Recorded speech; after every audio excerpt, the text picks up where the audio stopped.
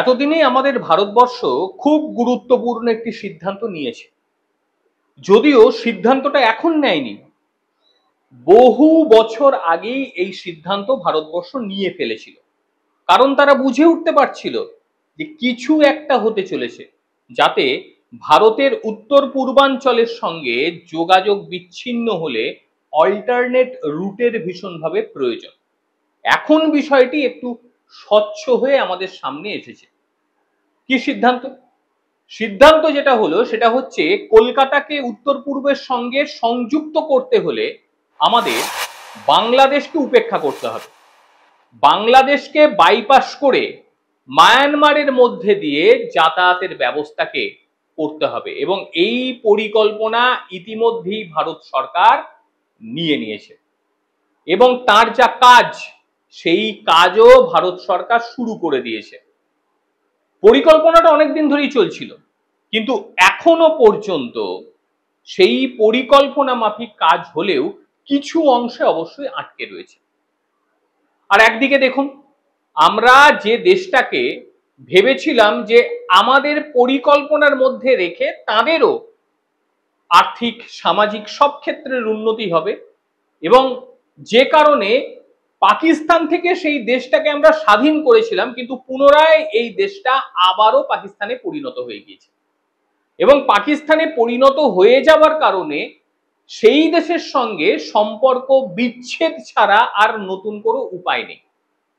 আপনি যত চেষ্টাই করুন না কেন, যাদের মনের মধ্যে কাদাতে থাকার মনোভাবই সর্বাধিক, যাদের মধ্যে সন্ত্রাসবাদ, মৌলবাদ, হিংসা, হানাহানি, বদমাইশি, পেছনে ছুরি মারা, চুরি, ছিনতাই, রাহাজানি এত কিছু রয়েছে, সেই দেশটাকে সভ্য সমাজের সঙ্গে যুক্ত করা একেবারেই যাবে না।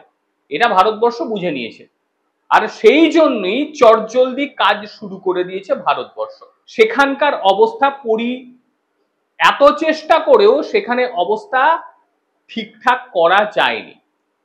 বাধ্য হয়ে ভারতবর্ষকে অল্টারনেট রুট খুঁজতে হয়েছে, এবং সেই অল্টারনেট রুট শুধু একটা নয়, একাধিক অল্টারনেট রুটে কাজ ভারতবর্ষ শুরু করে দিয়েছে। কিরকম বিষয়? বিষয়টি হচ্ছে, ভারতের যে এই উত্তর পূর্ব রাজ্যগুলি রয়েছে, যেগুলো সেভেন সিস্টার নামে পরিচিত, দেখবেন বাংলাদেশের মুখে বারংবার সেভেন সিস্টার দখল করে নেব, যদিও ক্ষমতা কিছু নেই। আর সব সময় এরা এতটা দুর্বল যে এরা সঙ্গে কাউকে চায়।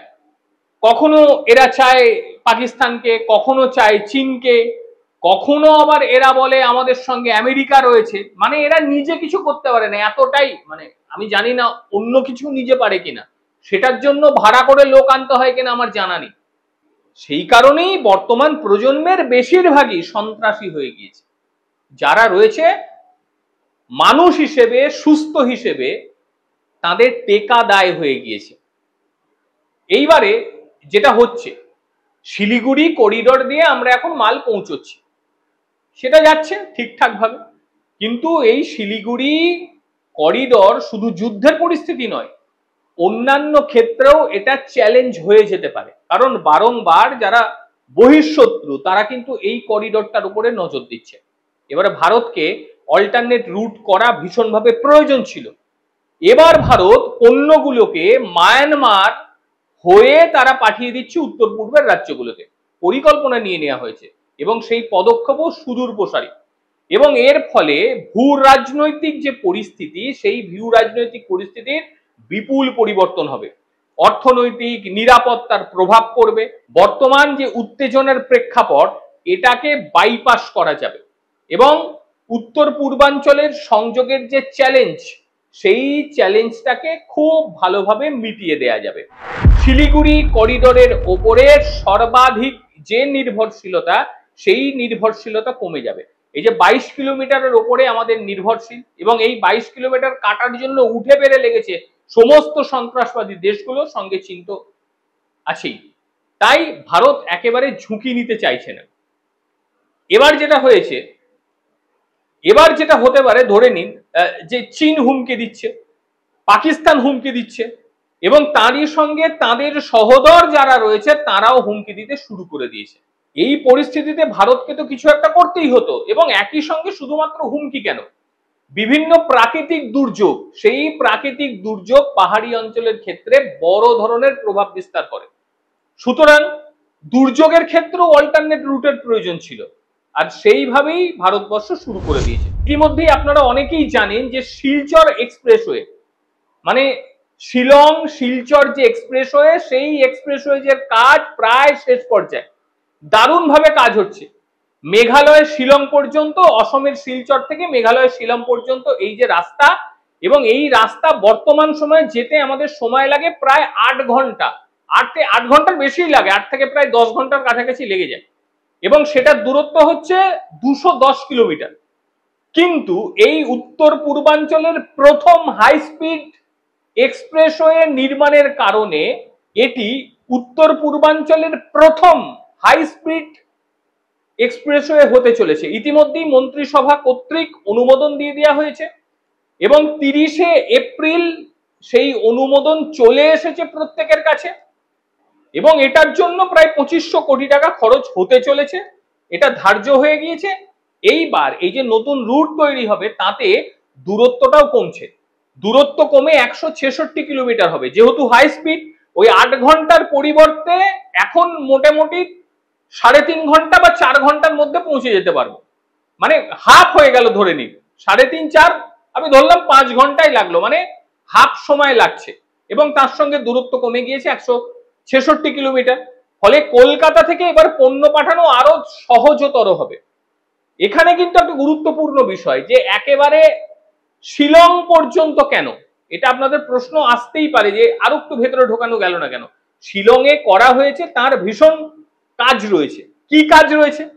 ভারত কলকাতা বন্দর থেকে সরাসরি মাল পৌঁছে দেবে মায়ানমারের সিতোয়েতে। সিতোয়ে বন্দর নির্মাণ করেছে ভারতবর্ষ, সেটা ভারতের হাতেই রয়েছে, এবং সেখান থেকে মাল জলপথে চলে যাবে, পালেতোয়া পর্যন্ত চলে যাবে জলপথে। এইবারে পালেতোয়া থেকে কালাদান নদী, ওখানে কালাদান নদী রয়েছে, সেই কালাদান নদীর উপর দিয়ে এটা যাবে। এইবারে পালেতুয়া থেকে মাত্র 110 কিলোমিটার দূরে রয়েছে মিজোরামের রজিনপুই। এই মিজোরামের রজিনপুই মাত্র 110 কিলোমিটার, এই রাস্তাটাই কিন্তু এখনো পর্যন্ত তৈরি হয়নি, এবং অতি দ্রুততার সঙ্গে কাজ চলছে। এই রাস্তাটা যখনই সম্পূর্ণ হয়ে যাবে তখন কিন্তু খুব সহজে কলকাতা থেকে মায়ানমার হয়ে পৌঁছে যাবে মিজোরাম, আর মিজোরাম থেকে উত্তর পূর্বাঞ্চল একেবারে ওপেন হয়ে গেল, আর কোনো চাপ থাকলো না, খুব সহজভাবে যাবে। আর মিয়ানমারের সঙ্গে ভারতের সম্পর্ক যথেষ্টই ভালো, কৌশলগতভাবে যথেষ্টই গুরুত্বপূর্ণ পেতে চলেছে এই অংশটা। এবার বাংলাদেশ পুরোপুরি বাইপাস হয়ে গেল, বাংলাদেশকে বাইপাস করে মায়ানমার হয়ে দক্ষিণ পূর্ব এশিয়ায় ভারত অবলীলাক্রমে বাণিজ্য করতে পারবে। এর ফলে মিয়ানমারের রাস্তাঘাট সহ যে বন্দর, এগুলো কিন্তু সব ভারতবর্ষ তৈরি করেছে।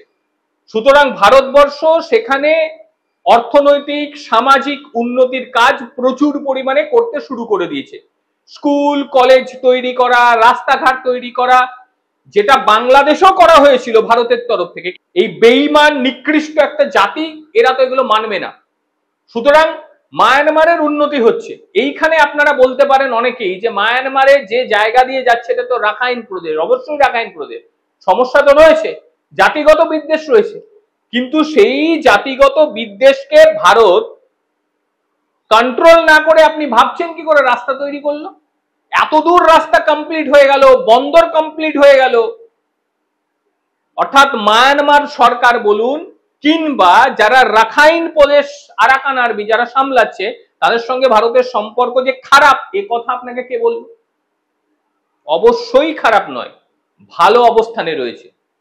খালি মাঝখানে 110 কিলোমিটার, সেই 110 কিলোমিটার যেটা পাতেলওয়া থেকে মিজোরামের জরিনপুই পর্যন্ত যাবে, এই রাস্তার কাজও চলছে খুব ভালোভাবে, সঙ্গে ট্রেনের লাইনও বসানো হচ্ছে, মানে ট্রেন যোগেও এটা পাঠানো হবে, এবং অনুমান করা হচ্ছে যে খুব তাড়াতাড়ি এই কাজ সম্পূর্ণ হবে। এবং এটার ফলে ভারত অনেকটাই অগ্রগতির জায়গায় পৌঁছে যাবে। আর এটা কিন্তু চীনের হুমকি সত্ত্বেও ভারত এটা করে ফেললো। আমেরিকারও একটা হুমকি ছিল, কিন্তু এটাকে ভারতবর্ষ পাত্তা দেয়নি, তারা নিজের মতন কাজ করে যাচ্ছে। এইবারে শুধুমাত্র এই রুটের ওপর দিয়েই কি ভারতবর্ষ শুধুমাত্র মানে রাস্তা করলো, না আরো কিছু ভাবনা চিন্তা রয়েছে? এই রাস্তাও তো নষ্ট হতে পারে, অবশ্যই হতে পারে। সেই কারণে ইতিমধ্যেই ভারতবর্ষ নেপাল হয়েও কাজ শুরু করে দিয়েছে। নেপাল হয়ে রাস্তা সিকিম ভুটান হয়ে উত্তর পূর্বাঞ্চলে ঢুকে পড়ছে, সেই রাস্তারও কাজ শুরু হয়ে গিয়েছে। বিভিন্ন জায়গায় বিভিন্ন পর্বত যে এলাকা রয়েছে সেখানে ট্যানেল করা হচ্ছে, ব্রিজ করা হচ্ছে।